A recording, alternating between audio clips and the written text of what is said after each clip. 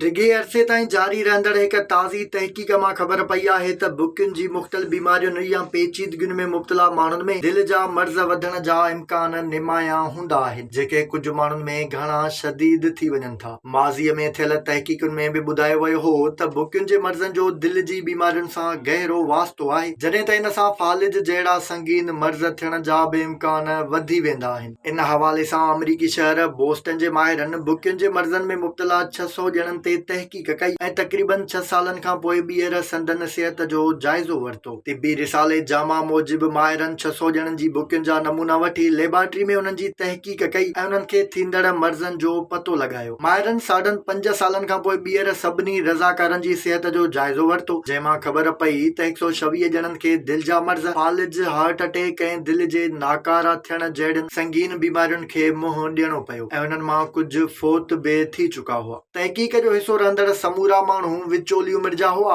ऐं उन्हनि में हिकु बि शख़्स नाबालिग न हो। माहिरनि मूजिबि जिन माण्हुनि जी बुकियुनि जा नमूना वरिता विया हुआ उन्हनि में ख़ासि तौर ते बुकियुनि जे 2 बीमारियुनि जी सुञाणप थी हुई। ॼाणायल माण्हुनि मां घणनि में बुकियुनि में गंद गॾु थियण जी बीमारी थी, जॾहिं त ॿियनि में बुकियुनि में सोज सबबि रत जी गर्दिश में रंडक जहिड़ो मसइलो पैदा थियो। माहिरनि मूजिबि बुकियुनि में गंद गॾु थियण जा मुख़्तलिफ़ सबब थी सघनि था, पर आम तौर ते शुगर में मुब्तला माण्हुनि में ॼाणायल मसइलो आम हूंदो आहे, जॾहिं त बुकियुनि में सोज ऐं उते रत जो वहिकिरो न थियण जो मसइलो ब्लड प्रेशर सां सलाहियल हूंदो आहे, पर उन जा ॿिया सबब बि थी सघनि था। अहिड़ीअ रीति माहिरनि ॿुधायो त बुकियुनि जूं ॿियूं बीमारियूं या पेचीदगियूं बि दिलि जे मर्ज़नि ऐं फालिज जहिड़ियुनि संगीन बीमारियुनि जो सबब बणिजी सघनि थियूं, पर ॼाणायल ॿिन्ही बीमारियुनि में मुब्तला माण्हुनि में इम्कान वधीक हुजनि था।